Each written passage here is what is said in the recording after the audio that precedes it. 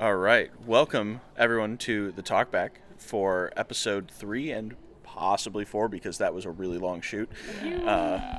But, yeah, we are now in Leonestra. We're getting a grip of what politics looks like in the Outer Wilds. How are we all feeling? What are we thinking? Annoyed. I hate this shit, dude. It's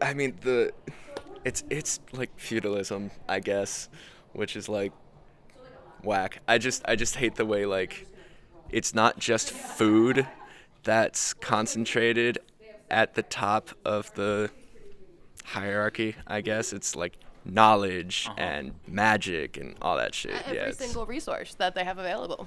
Yeah. Truly. I fucking hate it. I don't like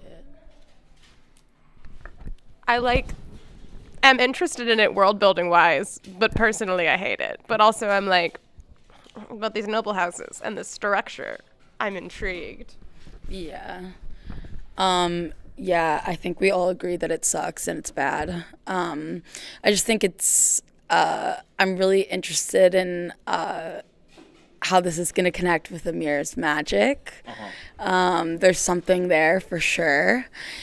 And also just the fact that, like, we don't really know what comes after because we all have extremely different, like, motivations. Like, we all know it's bad, but then the next part is very, like, oh, shit, what's going to happen? Yeah, it's also like I don't know where I was going with that. Yeah, we've got like people who want to like do an uprising. We've got people who want to like learn more about the internal structure of the political system. We've got people who are like trying to figure out like where does Osha, this cleric, actually lie on the political spectrum. I'm curious what everyone thinks about Osha, like, for realsies. Yeah, I actually would really like to hear what everyone has to say about that. Yeah, how do you feel about this guy? I think Osha's like pigeonholed. I think he does, to an extent, want to serve the community by protecting them. It's not like if he didn't care, he would just not do all the work. He's quit. Well, not even just quit his job. He'd just like not do it and still get paid and like do whatever. And like but I think he's also like he serves, the prince, but also serves the people and is straddling both lines and is maybe just content with it. I mean, he seems strung out in a funny way, but maybe he's just content with doing this and holding it off because he also, it seems like inside of the town, they don't know of the horrors on the outside, but he does. Osha knows. So maybe that's factoring in as well. I don't know. I mean, I think that's part of the problem with like the restriction of like information, right? Mm-hmm. Because if the people of this town don't know about like all the fucked up shit that happens like in the Outer Wilds and shit, and they also don't know that Tanji worship can like help feed them and like grow their crops and shit, like something is wrong. Mm-hmm. But I was thinking about this while we were interacting with Osha for the first time. I think Vic and we were sort of talking about this at the end of the episode. Like Vic feels hesitation at like introducing Kothi worship into a place where like the Tanji seems at risk of like just sort of going away. Mm-hmm. So there might be a world where Vic, like, there might be like a multi-class, cleric multi-class for Vic. Ooh, okay. If he, if he feels like a very strong need to like carry the torch of a certain Tanji worship. I don't know. I get that. That's down the road, I think. That's like insane because I feel the total opposite. Like, I feel like Amir is down to talk like religion, politics, but does not care less. He's like, I just need to get into this crystal and get the information that I need, and like I could care less what these people do. I just need to like, we need, like, I was told we need to instate the thing to get to the thing, and this is the plan in my head, and that's it. Yeah.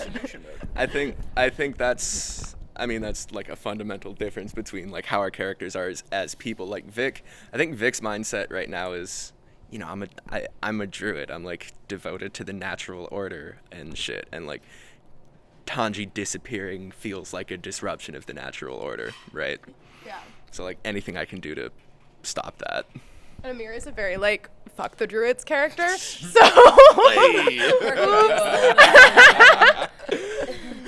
Yeah, we'll get to that.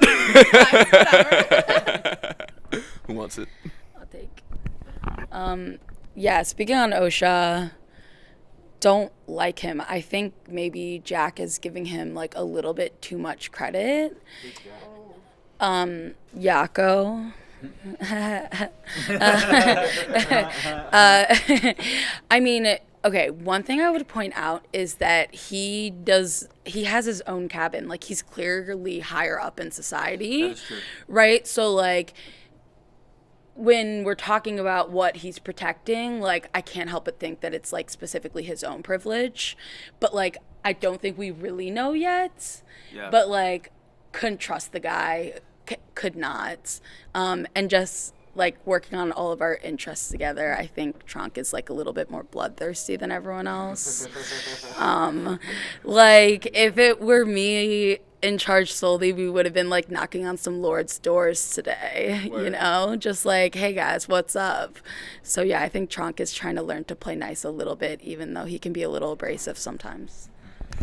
Also, too, like, as much as the townsfolk live beneath or within the walls, the nobles also live within the walls, and the nobles are making OSHA protect the walls. Yeah. And that's his sole purpose. So maybe he really is just serving the nobles and actually doesn't give a shit about the town, which is very true. I don't know.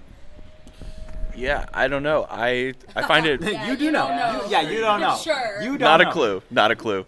I will say though, I was pretty surprised that we didn't knock on some doors. Not in like a inherently violent way, but in like a the first place that all of you went was let's learn from the people. I expected this group to kind of be one that immediately goes, okay, let's shoot high, let's talk to the authority, let's come with a purpose, with an intent, and like figure out which nobles we want to talk to, which houses are worth our investigation. And honestly, I'm kind of excited that didn't happen. Like, all of you went a very different route, and we have a lot of different things to do at the start of our next session, and it involves a lot of different ways of trying to figure out what is the problem we are trying to solve. And none of it really involves playing politics except for meet the prince, figure out what his vibe is. And even that is kind of like the way it felt contextualized was like how do we suss out OSHA? How do we understand the people that we've already met? And, you know, I'm happy that y'all are, frankly, I'm happy that y'all are like engaging with NPCs in a thoughtful way that is like getting all of you talking independently. It's very fun. I would also agree that I was very surprised that we took so much time to gather information. Like, that was all recon basically today, right? I feel like we needed to figure out an intent though. I feel like being kind of kind of the first major town that we're like really investigating together. Like we have yet to really establish an intention of like what we were doing. And I feel like learning from the townsfolk like gave us that intention of like what is the problem here? It's like these are the people who actually live here. What is the problem here? And they told us what the problem is. They can't get food. And then we also learn about the other problems. Kind of sifting through. I think that's actually something that I find very interesting.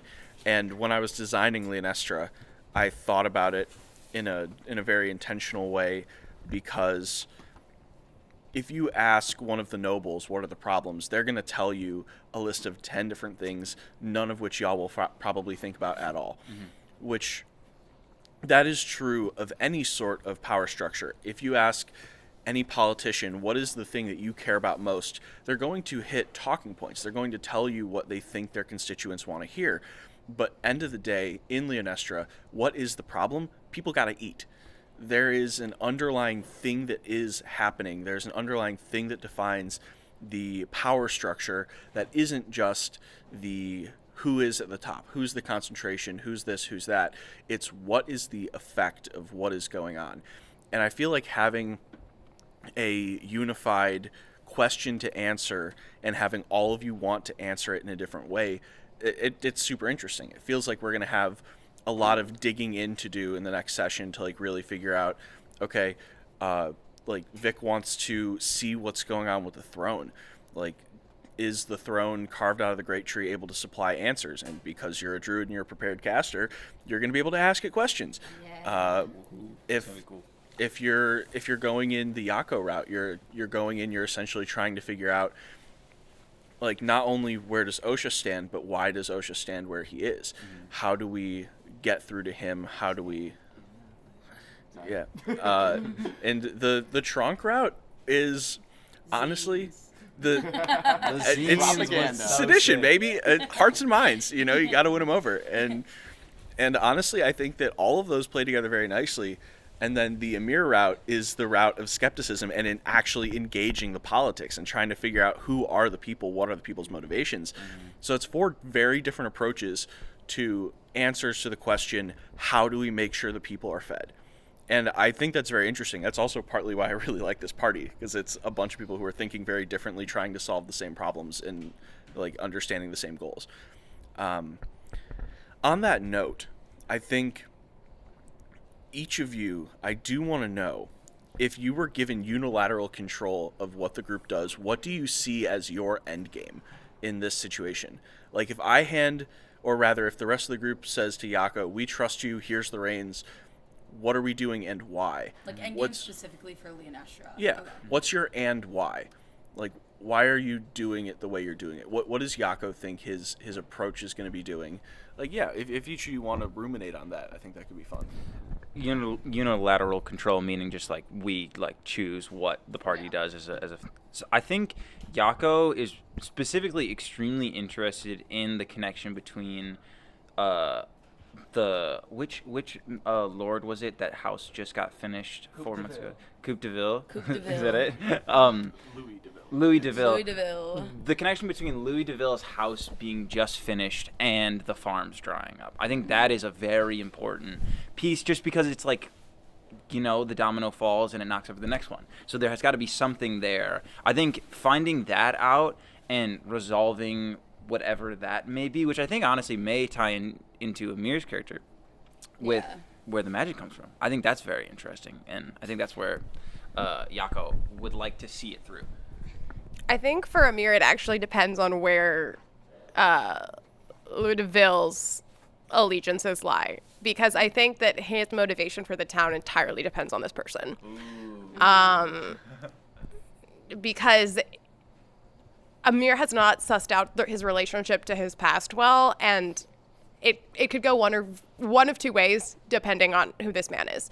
So, and what his allegiances are. I think if that was not part of the picture, it would be these people are going to now worship Koth so I can get into the cathedral. But it will depend on this man, 100%. I would say my interests are twofold. The first one is, again, with both of you pursuing DeVille and just seeing that, and also like super excited to have a one-on-one adventure with Amir, because I think Tronk has like a pretty good read on Yako, and then him and Vic are like so old of friends. So you're the kind of person in the group that I'm just like don't understand yet. And I think Tronk has some like, I don't think suspicions is the word, but like some interest in like what kind of person you are. And I would say the other thing, what was I going to say? What was the second fold? Does it relate to the zines? No. Yeah, I think kind of like Vic, we don't necessarily want this city to fall under the UKR. Like, our motivation on this quest isn't specifically that. So just like, yeah, I don't That's know. the thing, though, right? Is like, how do we convince a town to start, like, because either we force a town to be placed under the UKR, or we convince them to fall under the banner of the UKR. Because, like, end goal, we're trying to get into that cathedral, and the only way that we can get into that cathedral is if we have towns that we can present to the UKR and be like, hey, we brought these towns under the banner. We need some more information to then.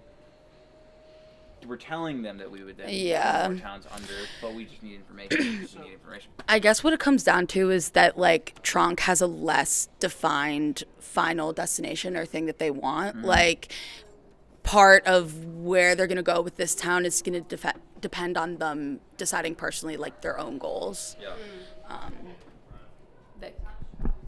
Yeah. I think Vic has the same hunch as Yako in terms of the connection between DeVille's mansion being finished and the farms, the crops failing. But I think as far as he's concerned, the first place where these people fucked up was cutting down the great tree. Yeah. So I think if Vic had unilateral control over the party's direction, we would probably start at figuring out if there was a way to restore the great tree and then restore worship of the Tanji and then burn down that motherfucker's house. Yeah. Hell yeah. Who wants it? Yeah, I'll take it. Yeah, I feel like that's pretty comprehensive. I feel like everyone, even if they're not super clearly defined, everyone understands why they're doing what they're doing. And I'm interested to see how those interests end up aligning as we continue down the path in Leonestra. And I'd love to talk about it more, but I think we're going to wrap her up there. And yeah, we'll see you on the next episode.